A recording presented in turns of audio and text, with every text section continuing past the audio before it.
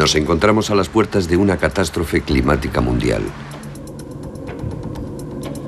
Algunos científicos piensan que nuestras emisiones de CO2 a la atmósfera provocarán durante este siglo un recalentamiento extremo de nuestro planeta. El deshielo de los polos será motivo de terribles inundaciones. Los desiertos se extenderán y la hambruna se cobrará millones de vidas. Huracanes y tormentas causarán estragos y daños valorados en miles de millones de dólares. A menos que detengamos las emisiones de gases, nuestra existencia sobre la Tierra se verá amenazada. We must do better and significantly reduce our emissions of greenhouse gases. La comunidad mundial ha adoptado un plan de acción millonario para controlar el efecto invernadero. Pero este plan se basa en una teoría que todavía no se ha demostrado. ¿Qué ocurriría si los líderes mundiales y los científicos se equivocan? ¿Y si existe otra explicación? ¿Y si son los cambios naturales del Sol los que determinan el clima de la Tierra? Si se trata del Sol, lo que tenemos es una influencia externa que regula el clima. Eso significaría que tendríamos que cambiar todas nuestras ideas sobre cómo funciona en realidad el clima. El físico danés Henrik Svesmark considera que el Sol es la principal causa del intenso cambio climático. Si está en lo cierto, desbarataría la teoría del efecto invernadero y los intentos de la comunidad mundial por disminuir la emisión de gases habrían sido en vano. Cada vez más expertos y científicos se interesan por su teoría. Si lo que nos preocupa es el cambio climático, el dióxido de carbono tiene poco que ver con ello. Hay cada vez más señales que nos indican a mí y a mis colegas que el Sol tiene muchas formas de controlar el clima y que esto ha ocurrido antes en el pasado. Cada vez más gente se convence de que la actividad solar es un factor que influye en el cambio climático. El conflicto climático.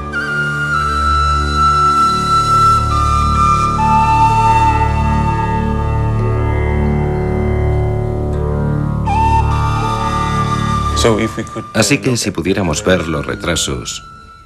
Este es el Instituto de Investigación Espacial danés en Copenhague. La pregunta que planteamos es, ¿qué les ocurre a las diferentes energías cuando aumenta la actividad solar?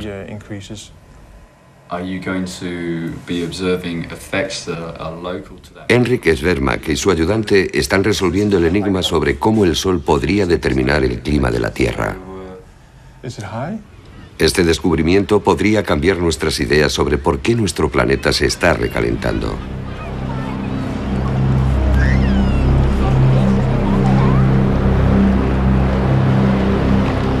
En 1991, Egil Friis Christensen y Knut Larsen del Instituto Meteorológico danés hicieron un descubrimiento sensacional. Nuestros estudios demuestran una estrecha correlación entre la actividad solar y el ascenso de la temperatura en la Tierra. Es fundamental estudiar esta correlación. Los dos científicos demostraron que el aumento de la temperatura observado en la Tierra durante los últimos 100 años fue precedido por cambios en la actividad solar. Es una concordancia bastante infrecuente. Y cuando miras los gráficos, parece muy probable que haya una relación. Esto nos inspira, nos anima a continuar. Cuanto más nos acercamos al Sol, más descubrimos sobre las poderosas fuerzas desatadas en su superficie. Cuando el Sol está muy activo, podemos ver las manchas solares. Los dos daneses han descubierto una conexión entre las manchas solares y la temperatura de la Tierra. Las manchas solares son las zonas oscuras. El científico italiano Galileo las estudió con su telescopio ya en el siglo XVII. Sin embargo, hace apenas medio siglo que hemos comprendido que la actividad magnética que rodea las manchas también afecta a la Tierra. Lo descubrió Eugene Parker, uno de los padres de la ciencia espacial. La mancha solar es de por sí bastante benigna. Tiene un efecto mínimo reduciendo el brillo del Sol, pero nos indica que están ocurriendo otras cosas, las erupciones y eyecciones de masa coronal. Estas eyecciones expulsan miles de millones de toneladas de gas a velocidades de 500 kilómetros por segundo. Es una forma simple y conveniente de ver si el Sol está activo o tranquilo. Alrededor de las manchas solares se crean fuertes campos magnéticos. Cuando estos campos magnéticos estallan, liberan una energía millones de veces superior a la mayor de las bombas atómicas. El viento solar arrastra hacia la Tierra las cargas magnéticas despedidas al espacio. Los cambios en la actividad del Sol pueden considerarse el pulso impredecible del propio Sol. Si durante un periodo de tiempo hay muchas manchas solares y por tanto más energía magnética procedente del Sol, la temperatura media de la Tierra asciende. Durante los periodos de baja actividad magnética y con menos manchas, nuestra temperatura desciende. Es muy poco frecuente encontrar correlaciones tan buenas como esta. Y si no se trata de una coincidencia, debe de estar causado por un mecanismo físico. Para un científico esto representa todo un reto. Es excitante pensar en las causas que hacen que estos dos incidentes coincidan. Debe de existir un mecanismo físico. ¿Pero cuál es? Podría pensarse que la fuerza de la luz solar regula el clima. Pero esta teoría se descartó enseguida, ya que los cambios en la luz solar eran demasiado pequeños como para afectar al clima de forma decisiva. El hecho de que no se tratara de la fuerza de la luz solar hizo que mucha gente dijera que la relación era una coincidencia. Pero si no lo es, y si la naturaleza ha descubierto otro sutil mecanismo, el reto es descubrir de cuál se trata.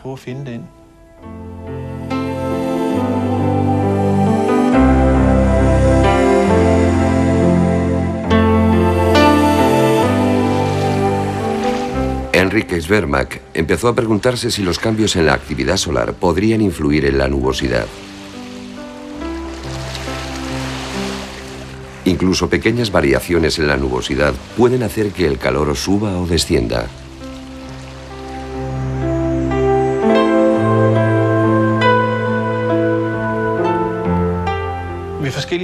En varias ocasiones me pregunté cuál sería la relación. Era como un acertijo. No sabía qué tenía que buscar. Hasta que un día alguien mencionó los rayos cósmicos.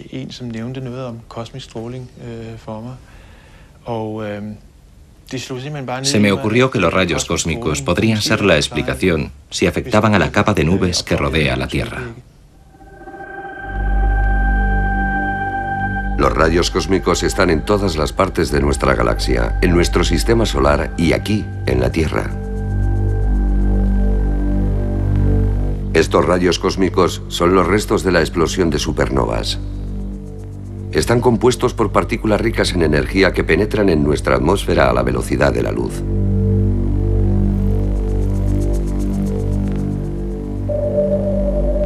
El campo magnético del Sol, transportado por el viento solar, forma una burbuja alrededor de nuestro sistema planetario. Esta burbuja se denomina heliosfera y es un escudo que evita que algunos rayos cósmicos alcancen la Tierra. Cuando el Sol está muy activo, con tormentas solares y poderosas descargas magnéticas, el viento solar aleja los rayos cósmicos de la Tierra. Cuando desciende la actividad solar, ocurre justo lo contrario. El viento solar se detiene y más rayos cósmicos penetran en la atmósfera.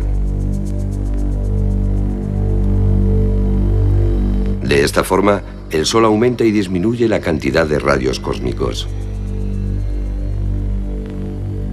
La Tierra recibe una cantidad variable de rayos cósmicos. Los seres humanos están expuestos a ellos todo el tiempo de forma imperceptible, invisible.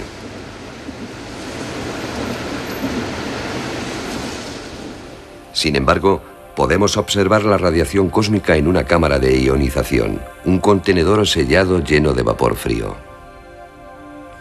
Cuando las partículas ricas en energía del espacio exterior se precipitan a través de la cámara, podemos ver que forman cadenas de gotitas.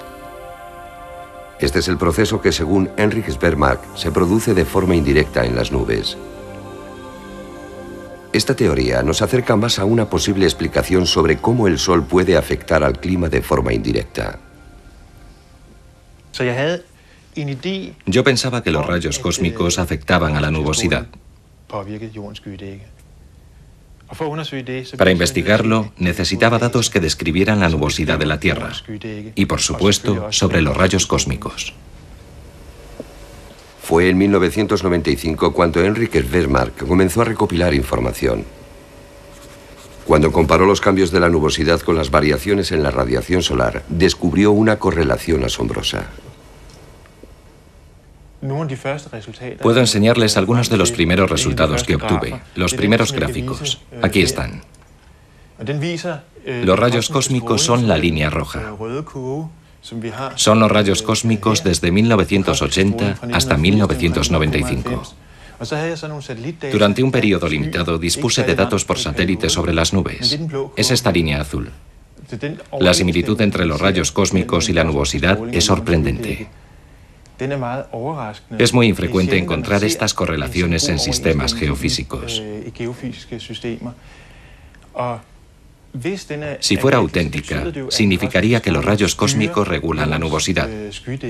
Y esta capa es muy importante para el clima de la Tierra. Si se produjera un cambio en la radiación cósmica, el clima cambiaría. Es un descubrimiento fantástico. Cuando un poderoso campo magnético reduce la cantidad de rayos cósmicos, hay menos nubes y la Tierra se calienta. Pero si el campo magnético disminuye, más rayos cósmicos pueden penetrar en la atmósfera de la Tierra y se forman más nubes. La Tierra se enfría.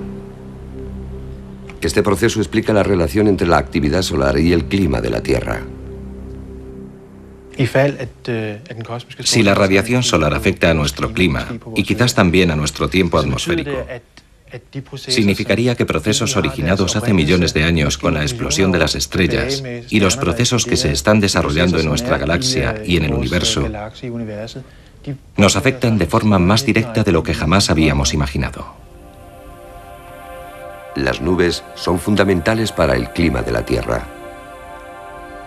Regulan su temperatura como si se tratara de una persiana gigante. Cuando la nubosidad es densa, los rayos del Sol son reflejados hacia el espacio y la Tierra se enfría. Si hay pocas nubes, la Tierra se calienta. El 65% de la Tierra está cubierta por nubes. El estudio de Henrik Svermark demuestra que la cantidad de nubes depende de cambios en los rayos cósmicos. Los cambios que observé en la nubosidad y que también se ajustaban a los rayos cósmicos fueron de un 3%. Sí, un cambio en la nubosidad del 3%. No parece importante a primera vista, pero en realidad significa mucho para el equilibrio de la energía de la Tierra. De hecho, es suficiente para actuar como un mecanismo muy eficaz.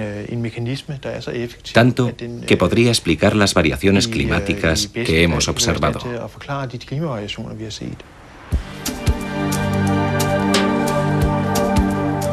Henrik Svermark ha encontrado una explicación alternativa para el cambio climático. Cuando el profesor Egil Friis Christensen publicó los resultados, ofreció al mismo tiempo una explicación que chocaba contra la climatología establecida y contra la verdad oficial aceptada sobre el efecto invernadero. Siempre que lo explico ante personas que suelen trabajar con la teoría del efecto invernadero, es decir, la teoría habitual sobre el CO2 y todo eso, me encuentro con críticas y una firme oposición. La gente me dice que es del todo imposible y que tengo que estar muy equivocado. Muy pocos le escucharon. Uno de ellos fue el periodista científico inglés Nigel Calder, que ha pasado toda su vida informando sobre las distintas explicaciones que ofrece la ciencia sobre el clima de la Tierra. Escribió el libro Loco Sol, acerca de las ideas de los tres daneses. La ciencia es como una historia de detectives. Lo que tenemos aquí es una historia en la que de pronto la policía investiga y detiene al sospechoso equivocado.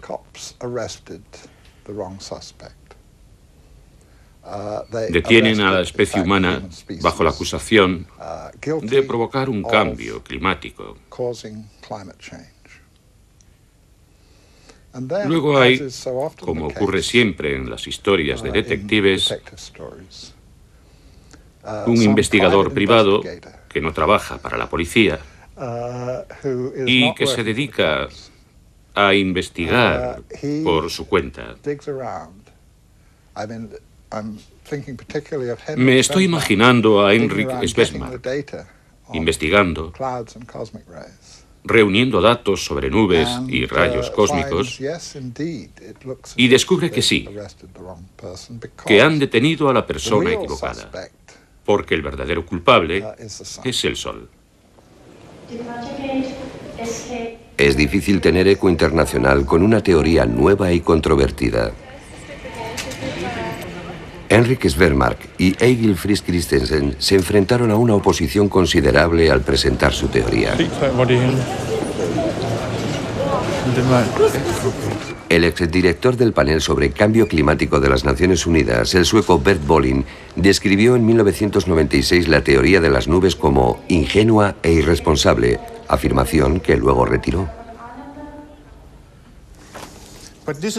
Y estos son los resultados que hemos obtenido. La curva roja es la variación en los rayos cósmicos. En 1999, cuando Svesmark presentó su descubrimiento en Londres durante una conferencia científica, fue objeto de los duros comentarios del antiguo director del Instituto Meteorológico Británico, Sir John Mason. El experimento del CERN es un error absoluto que demuestra una completa falta de conocimientos elementales sobre la conducta de las nubes. No nos explicará cómo se comportan las nubes en la atmósfera. Es cierto que hay distintas opiniones, pero creo que la suya es demasiado extremista. El jubilado Sir John Mason se opuso a la realización de un experimento internacional para probar la teoría de Svesmark. La discusión continuó durante la comida. ¿Pero para qué realizar este experimento? Hay varios documentos que discuten de dónde procede en realidad el núcleo de la concentración nubosa. ¿Dónde se forma? Eso ya se sabe. No se sabe. No me discuta la física de las nubes. Todo eso es un gran error.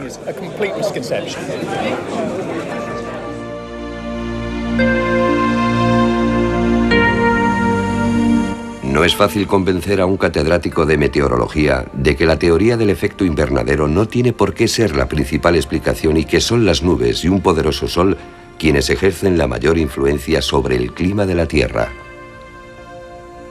Y no son meteorólogos quienes trabajan en la nueva teoría. El profesor Mike Lockwood es un físico solar que trabaja en el laboratorio Rutherford, en Inglaterra. Lo que resulta más controvertido para la comunidad meteorológica es la relación entre los rayos cósmicos y las nubes. Si ahora me fijo en esa relación, me parece impresionante. Es muy interesante. Uno tiene que admitirlo. No se consigue una correlación así por casualidad. Debe de haber alguna conexión. La cuestión es ¿cuál? ¿Es una relación directa, lo que sería de vital importancia para los estudios sobre el recalentamiento mundial, o es indirecta? Mi opinión personal es que existe una conexión directa. No puede ser casualidad. Si la relación entre la cantidad de nubes y los rayos cósmicos no es una coincidencia, la explicación debe de ser que el Sol se ha vuelto más activo. Michael Lockwood ha hecho un nuevo e importante descubrimiento. En el Sol ha ocurrido algo que podría cambiar toda nuestra percepción de los cambios climáticos de los últimos 100 años. El campo magnético en la atmósfera del Sol ha cambiado de forma drástica en un factor mucho mayor de lo que se habría creído posible. Por ejemplo, el campo que procede del Sol y alcanza la Tierra es ahora casi 2,5 veces mayor de como era en el año 1900. Estos son cambios muy importantes en el Sol, pero nuestros sistemas climáticos son tan sensibles que incluso un cambio pequeño en la emisión del Sol se deja sentir aquí, en la Tierra.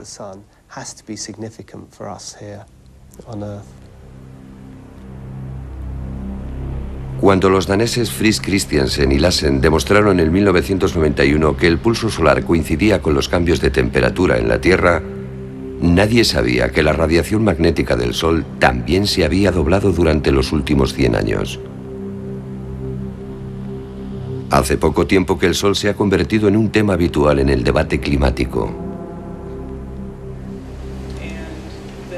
Estamos en el Centro de Vuelos Espaciales Goddard en Washington. El centro de control obtiene información diaria del Observatorio Solar Heliosférico, el SOHO, un satélite puesto en órbita por la Asociación Espacial Europea. Henrik Svermak y su ayudante Nigel March se reúnen con el físico solar Paul Brecke. Es la primera vez que tenemos un satélite grande observando el Sol, el interior, la atmósfera y las partículas durante todo el ciclo. La actividad tiende a formar cinturones en el Sol, que aparecen desde el principio del ciclo y cerca del máximo o al final del mismo bajan hasta el ecuador. ¿Con qué frecuencia se despedía masa coronal al principio en comparación con ahora? Cuando empezamos la observación en 1996 era inferior a un día. Cada mediodía si contabas durante un mes. Ahora es de 3 o 4 al día. Ya, entonces ha aumentado mucho, ¿no? Sí, ha aumentado. Y también genera mucho más campo magnético en la heliosfera. Aquí se ve una gran explosión en el Sol, o lo que llamamos eyección de masa coronal, que comienza aquí.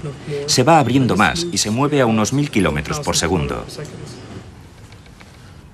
La edad del espacio también nos ha proporcionado una nueva herramienta para explorar el Sol, y en los últimos 20 años hemos lanzado satélites especiales para controlar las emisiones del Sol, ver cómo varían, pues son muy importantes para la investigación climática.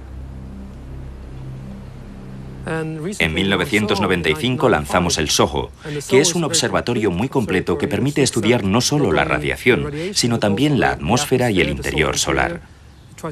Intentamos comprender cómo está cambiando el Sol todo el tiempo, y al hacerlo podemos aprender de estos cambios y quizá también saber cómo cambiará en el futuro, lo que será muy importante para predecir cómo será el clima entonces.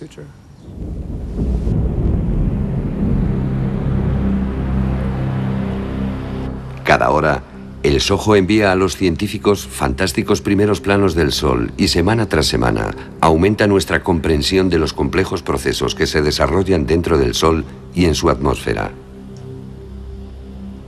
Cuanto más sepamos sobre los cambios del Sol, mejor comprenderemos su impacto sobre el clima. Lo mejor de todo el asunto es que la estrella del espectáculo, que es el Sol, puedes verlo todos los días en Internet, gracias al observatorio SOHO, que envía las imágenes a la Tierra. Esta es una fotografía ultravioleta del Sol tomada hoy. Aunque se vean muchas tormentas, la verdad es que en este momento está bastante tranquilo. Hace tan solo unos días hubo una gran explosión en el Sol, y la erupción lanzó una enorme ráfaga de gas al espacio. Una eyección de masa. Luego, unos días después, cruzó la Tierra. Este es un gráfico de los rayos cósmicos en Moscú. Un par de días después de la erupción solar, los rayos cósmicos sobre la Tierra disminuyeron mucho, ya que la masa de gas aceleró el viento solar y redujo los rayos cósmicos que alcanzaban la Tierra. Este es solo un ejemplo de todas las cosas que hace el Sol cada día en el sistema solar. influyendo en los rayos cósmicos y, como diría Henrik Svesmark, influyendo en el tiempo y el clima.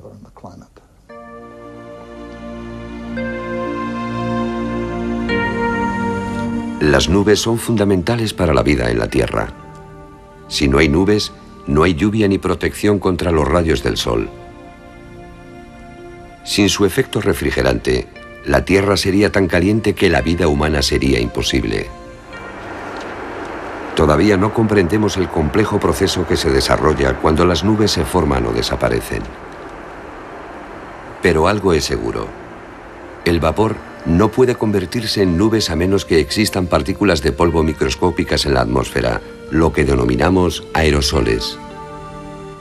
El vapor debe pegarse o condensarse sobre los aerosoles para que luego se formen las gotas que se convertirán en nubes.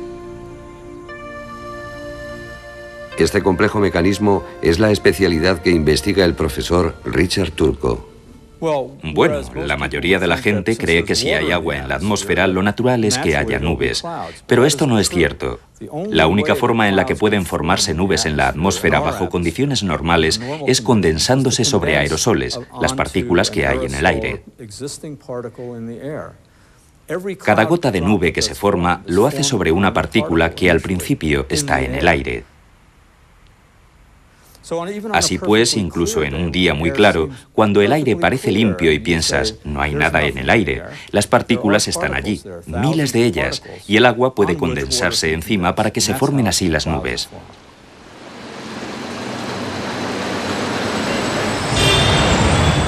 El interés por las ideas de Henrik Svesmark crece con rapidez. Científicos de todo el mundo trabajan ahora en la influencia del Sol. Ahora, Henrik Svesmark despierta curiosidad e interés cuando habla en Washington sobre sus más recientes y sorprendentes descubrimientos.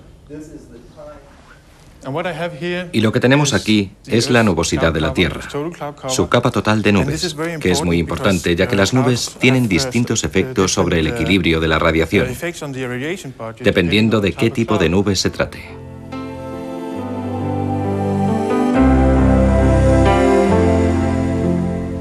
Cualquiera que haya volado en avión conoce las infinitas variaciones de las nubes y de sus formaciones. Las nubes se forman a diferentes altitudes en la atmósfera. Las nubes altas y delgadas templan la Tierra, mientras que las nubes a altitudes medias pueden calentar o enfriar. Las nubes bajas tienen un efecto sobre todo refrigerante debido a que reflectan la luz del Sol al espacio. Por eso, es importante para el clima de la Tierra qué nubes se ven afectadas por las variaciones de la radiación cósmica. A la mayoría de la gente le sorprende que sean las nubes bajas las que se ven afectadas. Esto se adapta muy bien a nuestra teoría, porque estas son las más sensibles. Así que si hay una mayor radiación cósmica, se enfrían, y si esta es menor, se calientan. Justo lo que estamos observando. Se ajusta a la teoría de las nubes bajas. El profesor Richard Turco de la Universidad de California acaba de concluir un estudio que coincide con este último descubrimiento, que la radiación cósmica afecta a las nubes bajas. Lo que hemos descubierto es que los rayos cósmicos galácticos son capaces de modular los aerosoles o pequeñas partículas de la parte baja de la atmósfera. Aunque la gente creyera que los rayos cósmicos galácticos tenían muy poco efecto allí, de hecho podemos demostrar que los aerosoles producidos por rayos cósmicos están muy o bastante modulados en la capa inferior, que es la que contiene las nubes que producen un efecto refrigerante sobre la Tierra.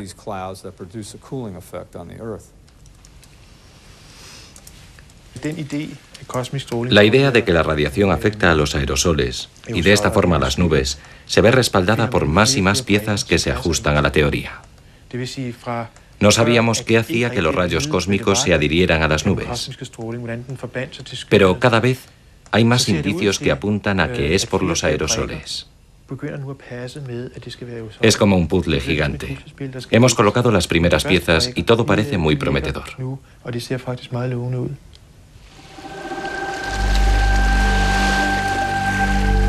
Nadie puede decir con certeza qué pasará con el Sol en el futuro. Pero sabemos que el Sol ya ha cambiado el clima de forma importante en el pasado. El viento solar determina cuánta radiación cósmica nos llega. Es algo que el Sol siempre ha hecho. Cuando los rayos cósmicos penetran en nuestra atmósfera, se forma un isótopo, el carbono 14. Todos los organismos vivos lo absorben, seres humanos, flora y fauna. La absorción solo cesa cuando el organismo muere. Si medimos la cantidad de carbono 14 en los anillos del tronco de un árbol, podemos determinar con exactitud cuánta radiación cósmica había en la Tierra mientras el árbol crecía. El Sol regula la cantidad de rayos cósmicos y, por tanto, de carbono 14. De esta forma, el Sol deja una huella indirecta que puede indicarnos los cambios de la actividad solar en el pasado. Este es un depósito de turba en Holanda. Bas van Geel, jefe de un grupo de científicos de la Universidad de Ámsterdam, busca rastros en el fondo de la turba que puedan revelar las condiciones climáticas imperantes aquí hace casi 3000 años. This seems to be a good place. What do you think? What do you think? This is quite well. Las plantas de aquella época pueden hablarnos de los cambios en el Sol y en el clima de aquel momento. Es como el trabajo de un detective.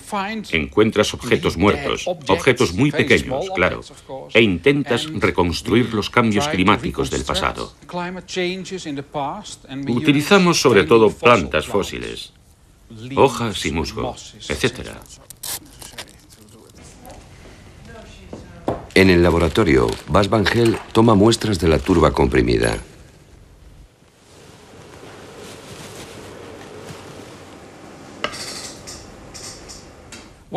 Cuando estudiamos el material al microscopio, intentamos descubrir qué significa que hayamos descubierto estos fósiles.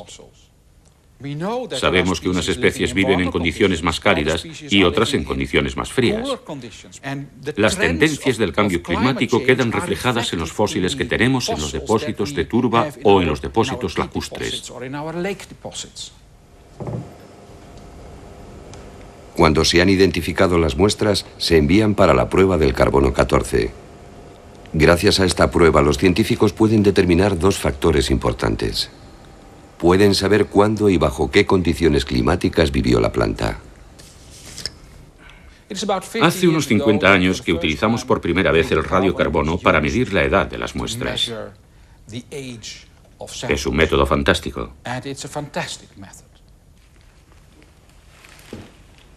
Este es un perfil de turba procedente de la parte oriental de Holanda. En esta muestra puede apreciarse la variación, el cambio climático expresado en el color. Tomamos muchas muestras de radiocarbono aquí. A este nivel, donde está el cambio, descubrimos que había habido un pronunciado aumento de contenido de radiocarbono en la atmósfera. Eso tiene que ver con un descenso repentino en la actividad solar. De forma que más rayos cósmicos penetraron en la Tierra, en la atmósfera se formaron más nubes, hubo más lluvias y se puede ver en la reacción de las plantas pantanosas. Todo ocurrió hace unos 800 u 850 años antes de Cristo.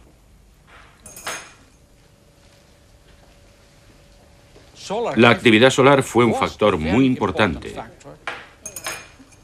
Todavía lo es, y esperamos que también el clima del futuro se vea muy influenciado por la actividad solar.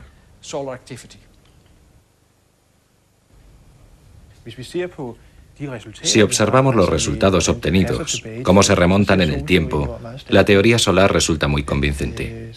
Los cambios climáticos y los solares coinciden muy bien. En los últimos 1000 años también hemos presenciado cómo el Sol provocaba un tremendo cambio climático. Cuando los vikingos se instalaron en Groenlandia en la Edad Media, se supone que la isla era tan cálida como ahora. Durante la última mitad del milenio sufrimos un largo periodo de enfriamiento conocido como la Pequeña Edad de Hielo. El siglo XVII, sobre todo la segunda mitad, es lo que ahora llamamos mínimo Maunder, por el astrónomo solar Walter Maunder, que fue el primero en señalar que las manchas solares casi desaparecerían durante un periodo de tiempo y que por tanto el Sol no estaba barriendo los rayos cósmicos de forma eficaz. Las mediciones con carbono 14 lo corroboraron, demostrando con bastante seguridad que había más partículas de carbono 14 de lo normal en nuestra atmósfera. Durante el mínimo Maunder hizo tanto frío que el río Támesis se congeló en Londres. Durante medio siglo, cada invierno se colocaba un mercado sobre el río. En Holanda tampoco era inusual sufrir tanto frío. Lo sabemos gracias a las pinturas holandesas que muestran paisajes invernales con patinadores sobre los canales helados. El periodo de frío tuvo consecuencias desastrosas para Dinamarca. Los suecos pudieron enviar todo un ejército a través del estrecho helado y ocuparon Dinamarca. Los daneses tuvieron que ceder los amplios territorios que ahora forman el sur de Suecia. Durante el mínimo Maunder, el clima de la zona templada del norte de la Tierra era 1 o 2 grados más bajo. Esto tuvo efectos devastadores sobre la agricultura de los extremos más al norte de Europa y China. No cabe duda de que el Sol volverá a hacerlo algún día, y el carbono 14 demuestra que en los últimos 700 años el Sol ya lo ha hecho 10 veces, atravesando un mínimo muy bajo.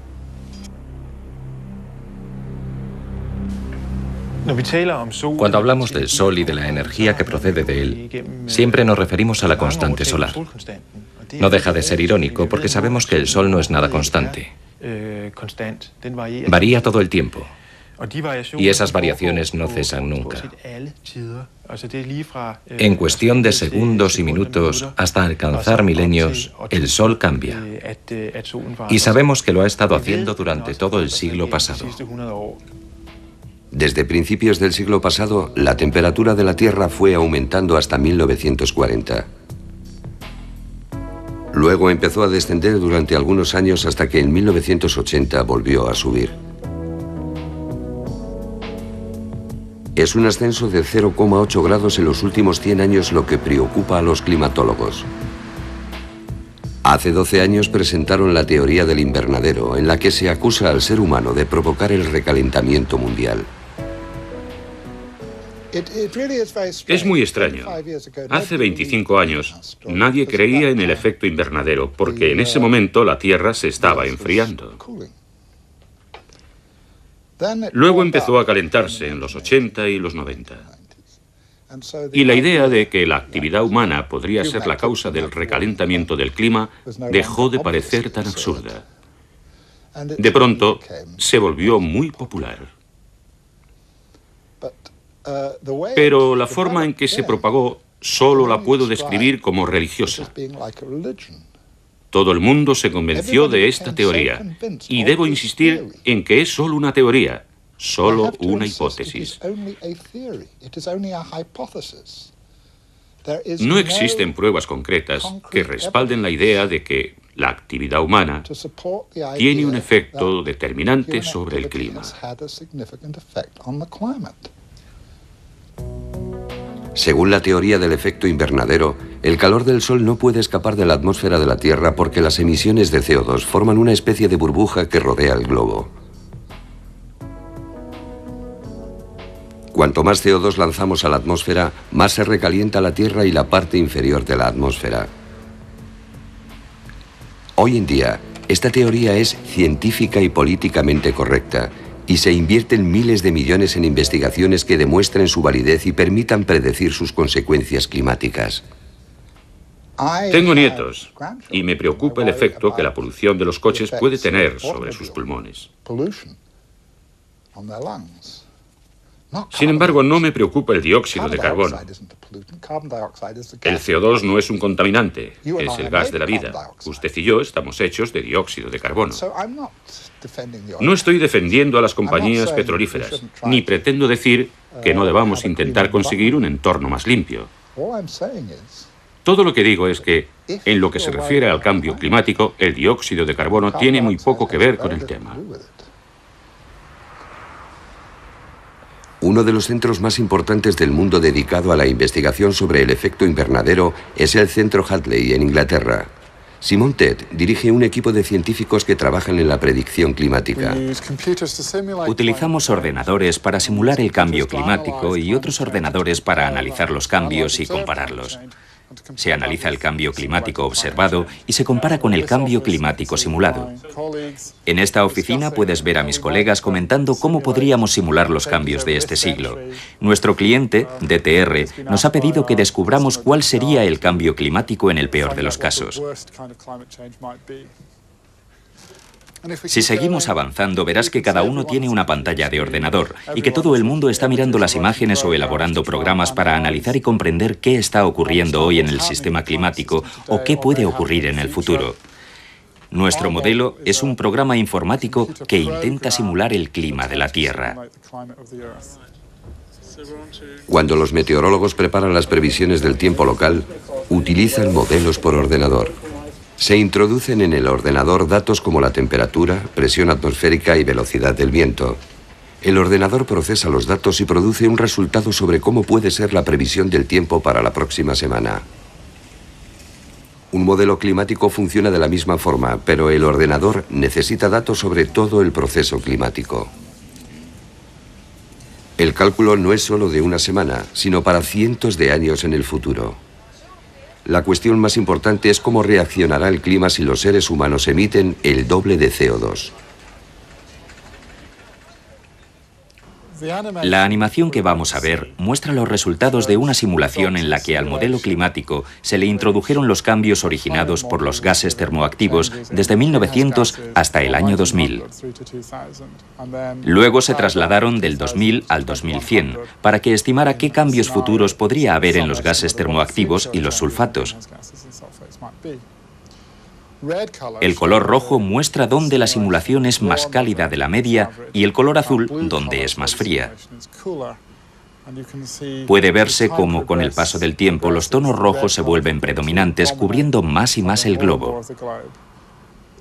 En nuestra simulación, el mundo se ha calentado 3,5 grados al final de este siglo, debido a los cambios en los gases termoactivos y los sulfatos. Por lo general, en meteorología, estamos acostumbrados a la idea de que el mundo entero es solo la Tierra y su atmósfera.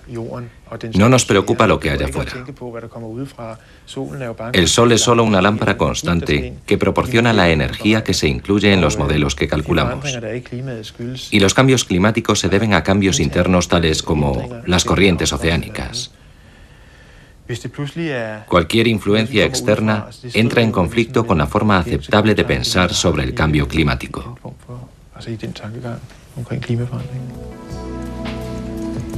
Un modelo climático funciona con los datos y suposiciones que eligen los científicos. A menos que los complejos procesos que se desarrollan en la atmósfera se definan con corrección, no podemos saber si el resultado será una imagen auténtica del clima futuro.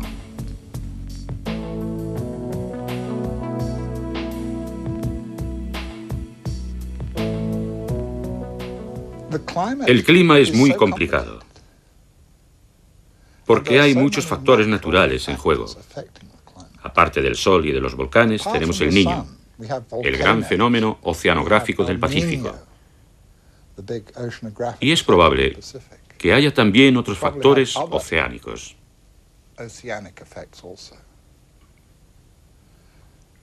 Pero no pueden aplicarse al cambio natural climático.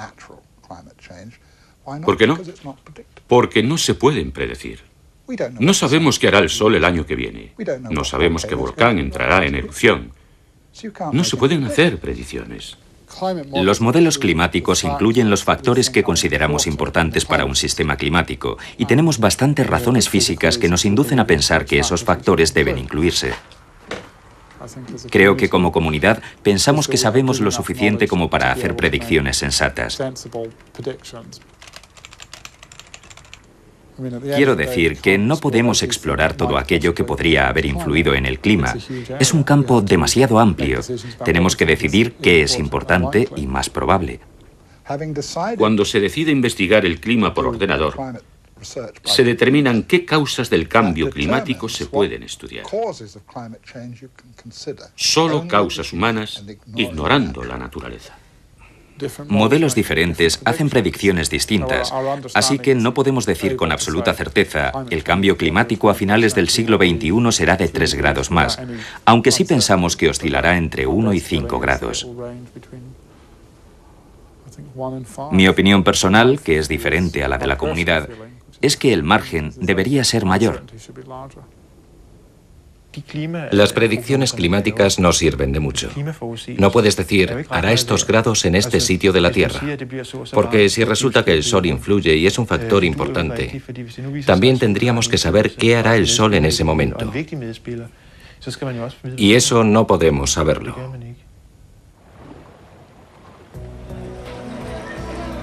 Las predicciones sobre cambios drásticos en el clima implican grandes márgenes de error.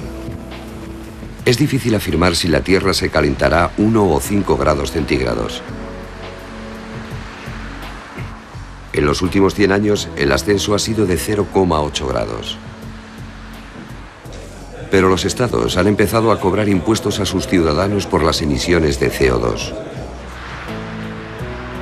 Solo en Dinamarca se pagan 4.000 millones de coronas cada año como multa por las emisiones de gases.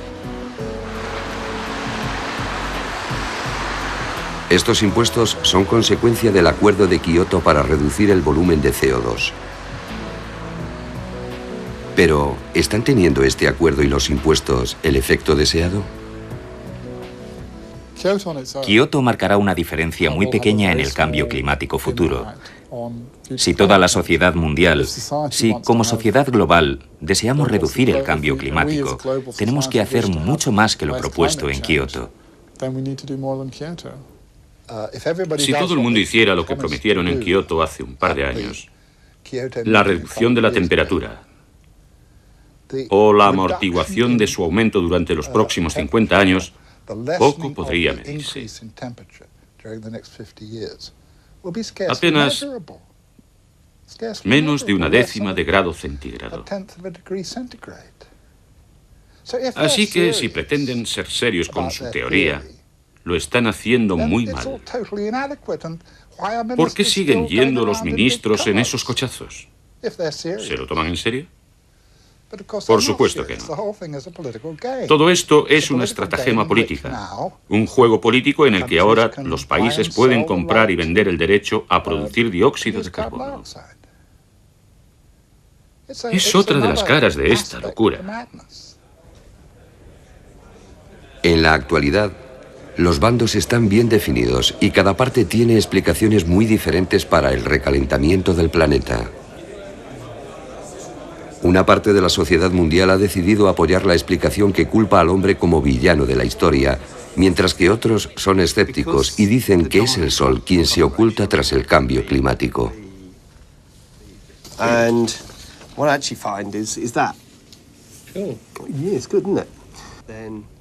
Sabemos que el Sol ha doblado con creces su radiación magnética en los últimos 100 años. Estos hechos sobre el incremento en la actividad solar obligaron al panel sobre cambio climático de las Naciones Unidas a admitir que el Sol fue el principal responsable del recalentamiento mundial desde 1900 hasta 1940. Creemos que durante la primera parte del siglo, las variaciones se debieron sobre todo al Sol y al hecho de que no había muchos volcanes, así que el clima se recalentó bastante durante los primeros 40 años del siglo. Durante la segunda mitad del siglo, cuando disponemos de informes que indican que el Sol no ha cambiado mucho, aparecieron más volcanes, los aerosoles y gases de efecto invernadero. Teniendo en cuenta todos estos factores, se observa que el registro de la temperatura de los últimos 100 años se ajusta muy bien a los modelos. John Houghton, miembro del panel sobre cambio climático, insiste en que durante los últimos 25 años el recalentamiento se ha debido a los gases de efecto invernadero. Pero ignora el hecho de que más del 40% del aumento del campo magnético solar se produjo justo en la última mitad del siglo pasado. Por otra parte, también se plantean serias dudas sobre la forma de calcular los modelos sobre el efecto invernadero. ¿En realidad aumentó tanto como se supone la temperatura durante la segunda mitad del siglo? El catedrático en física atmosférica, John Christie, ha medido por medio de satélites la temperatura en las capas más bajas de la atmósfera durante los últimos 22 años. Tomamos la temperatura de la capa atmosférica que se halla a unos 8 kilómetros de la superficie y durante los últimos 22 años resulta que esa capa no muestra un recalentamiento tan importante. Se nos plantea una incógnita, porque si los seres humanos están provocando el recalentamiento climático, la opinión tradicional es que deberían calentarse tanto la superficie como la capa más profunda de la atmósfera. De hecho, muchos modelos muestran que esa capa debería calentarse más rápido que la superficie. Pero si miras los datos, verás que eso no está pasando. Por eso, quizás lo que ocurre no sea consecuencia de algo que la humanidad le ha hecho a la atmósfera. La teoría invernadero dice que la superficie debería calentarse, y eso es lo que está pasando. También sugiere que la baja atmósfera debería calentarse al mismo tiempo que la superficie. Por lo que nos sorprende que la temperatura media allí no parezca haber subido durante este periodo. No alcanzamos a comprenderlo todo, pero eso no invalida el hecho de que estamos bastante seguros de la teoría. Existen fuertes pruebas de ello y hay otros fenómenos climáticos que respaldan la teoría, así que estamos bastante seguros. El hecho de que no lo comprendamos todo no quiere decir que no comprendamos nada.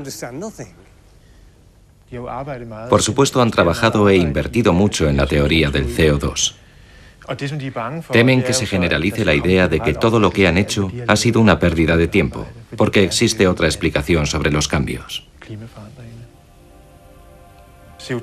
El CO2 es un gas termoactivo y tendrá algún tipo de influencia, pero aún no se han determinado sus dimensiones. Las mediciones de temperatura por satélite son las más exactas debido al calentamiento urbano. Este efecto se debe al aumento de la actividad humana. El crecimiento de las zonas urbanas genera grandes cambios climáticos locales por todo el mundo. Esto afecta a las estaciones meteorológicas terrestres que miden las temperaturas utilizadas luego en los modelos climáticos. Este es el efecto sobre una ciudad en rápido crecimiento, Atlanta, en los Estados Unidos.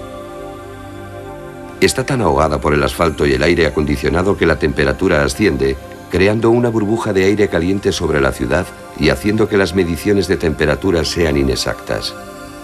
Atlanta desprende tanta radiación calórica que incluso produce nubes y tormentas eléctricas.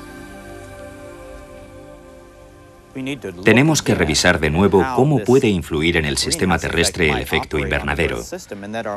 Puede que nuestros modelos necesiten reajustarse para comprender por qué se transfiere el calor de la superficie a la atmósfera, ya que ahora funciona de una forma diferente a la que incorporamos a los modelos climáticos.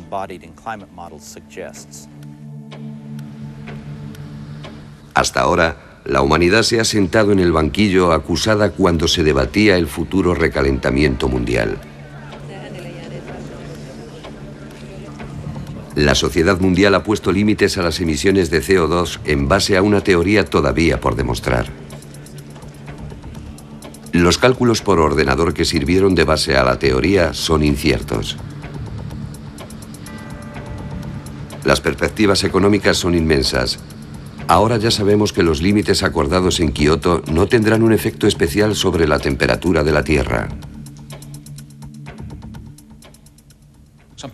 Hay quien piensa que se pueden controlar el clima y el cambio climático. Pero tengo grandes dudas sobre esa conducta, ya que puede que no haya nada que controlar. Quizás se trate de un cambio climático natural. Siempre he sido escéptico con las predicciones, ya sean para la semana que viene como para dentro de 100 años. Y sospecho que el sistema terrestre es algo más flexible de lo que contemplan los modelos climáticos. Creo que las catástrofes que predicen muchos de estos modelos no llegarán a ocurrir, porque la Tierra tiene recursos y tiende a reparar las perturbaciones que surgen en su sistema.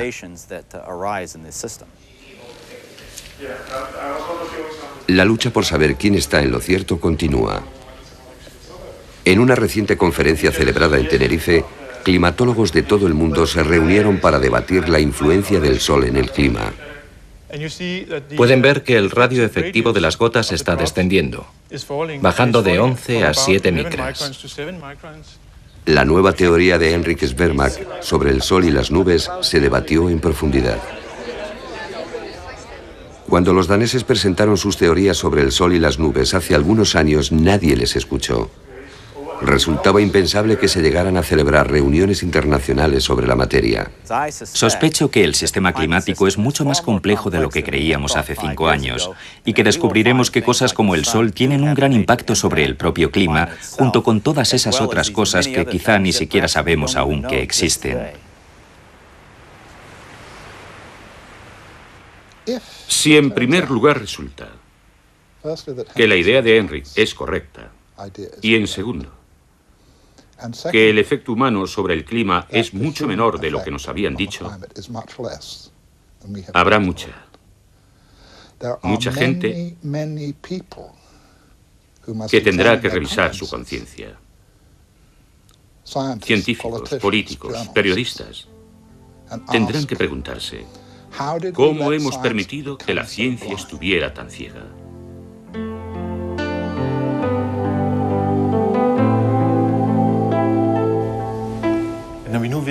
Ahora sabemos que el Sol tiene una gran influencia sobre el clima. Y es importante que cuando hablemos sobre qué afecta al clima y el efecto invernadero, comprendamos que gran parte de ello se debe al Sol. ¿Qué podría llegar a hacer el Sol en el futuro? Quizás modifique por completo los cambios que hemos visto en el clima hasta el momento. No lo sabemos.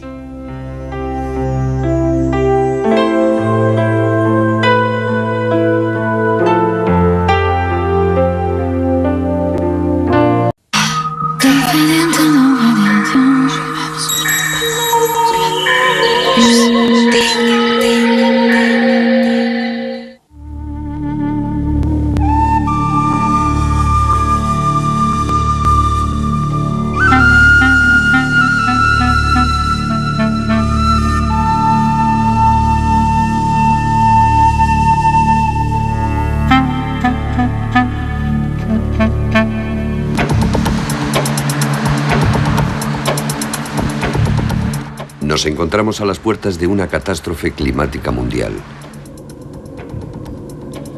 Algunos científicos piensan que nuestras emisiones de CO2 a la atmósfera provocarán durante este siglo un recalentamiento extremo de nuestro planeta. El deshielo de los polos será motivo de terribles inundaciones. Los desiertos se extenderán y la hambruna se cobrará millones de vidas. Huracanes y tormentas causarán estragos y daños valorados en miles de millones de dólares. A menos que detengamos las emisiones de gases, nuestra existencia sobre la Tierra se verá amenazada. We must do better and significantly reduce our emissions of greenhouse gases. La comunidad mundial ha adoptado un plan de acción millonario para controlar el efecto invernadero. Pero este plan se basa en una teoría que todavía no se ha demostrado. ¿Qué ocurriría si los líderes mundiales y los científicos se equivocan? ¿Y si existe otra explicación? ¿Y si son los cambios naturales del Sol los que determinan el clima de la Tierra? Si se trata del Sol, lo que tenemos es una influencia externa que regula el clima. Eso significaría que tendríamos que cambiar todas nuestras ideas sobre cómo funciona en realidad el clima. El físico danés aquí, en la Tierra. Estos rayos cósmicos son los restos de la explosión de supernovas. Están compuestos por partículas ricas en energía que penetran en nuestra atmósfera a la velocidad de la luz.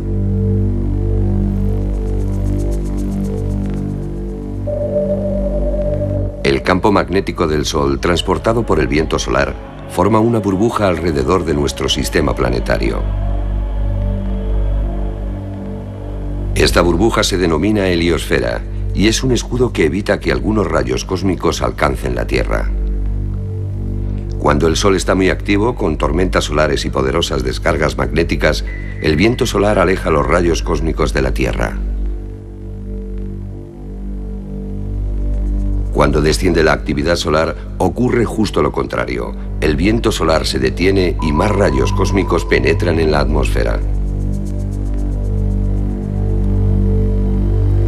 De esta forma, el Sol aumenta y disminuye la cantidad de rayos cósmicos. La Tierra recibe una cantidad variable de rayos cósmicos. Los seres humanos están expuestos a ellos todo el tiempo de forma imperceptible, invisible.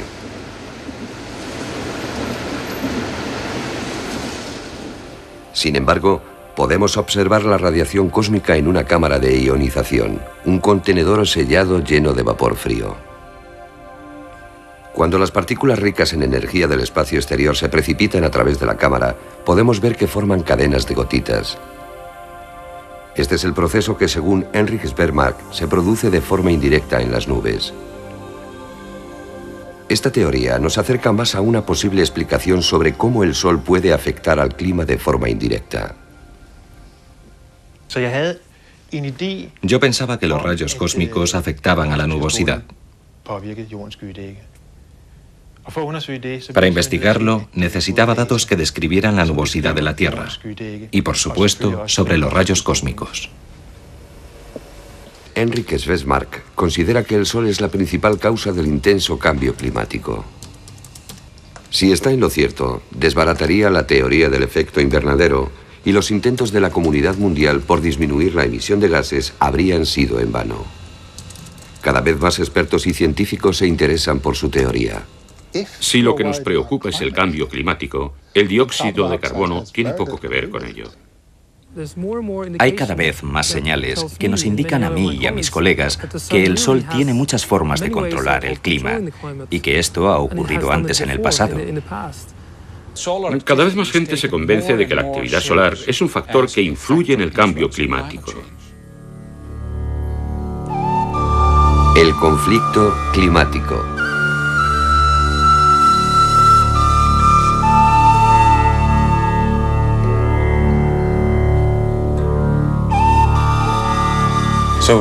Así que si pudiéramos ver los retrasos.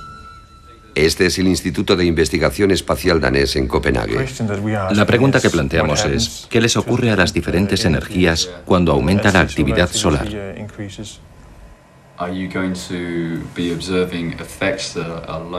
Henrik Svermark y su ayudante están resolviendo el enigma sobre cómo el Sol podría determinar el clima de la Tierra.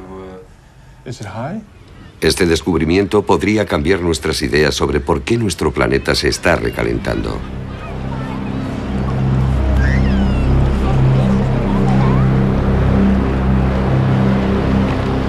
En 1991, Egil Friis Christensen y Knut Lassen del Instituto Meteorológico danés hicieron un descubrimiento sensacional. Nuestros estudios demuestran una estrecha correlación entre la actividad solar y el ascenso de la temperatura en la Tierra. Es fundamental estudiar esta correlación.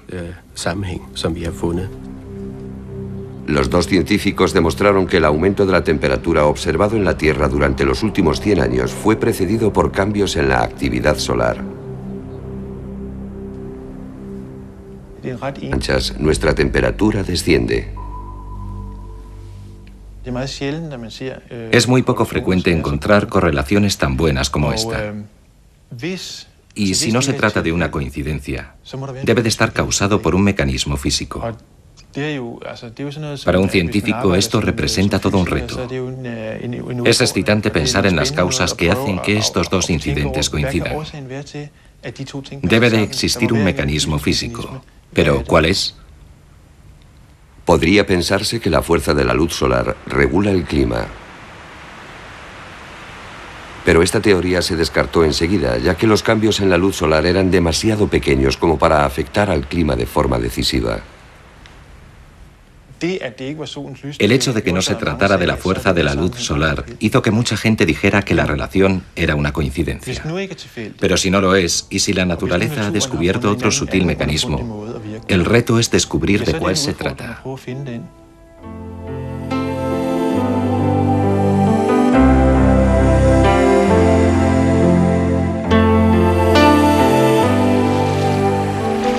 Henrik Svermark empezó a preguntarse si los cambios en la actividad solar podrían influir en la nubosidad.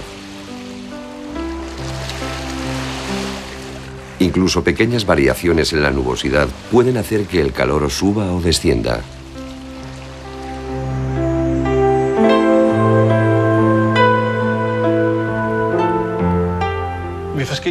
En varias ocasiones me pregunté cuál sería la relación.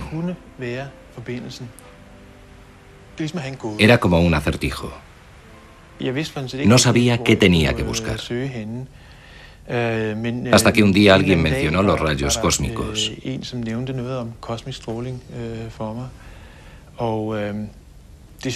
Se me ocurrió que los rayos cósmicos podrían ser la explicación si afectaban a la capa de nubes que rodea la Tierra. Los rayos cósmicos están en todas las partes de nuestra galaxia, en nuestro sistema solar y aquí. Es una concordancia bastante infrecuente. Y cuando miras los gráficos, parece muy probable que haya una relación. Esto nos inspira, nos anima a continuar.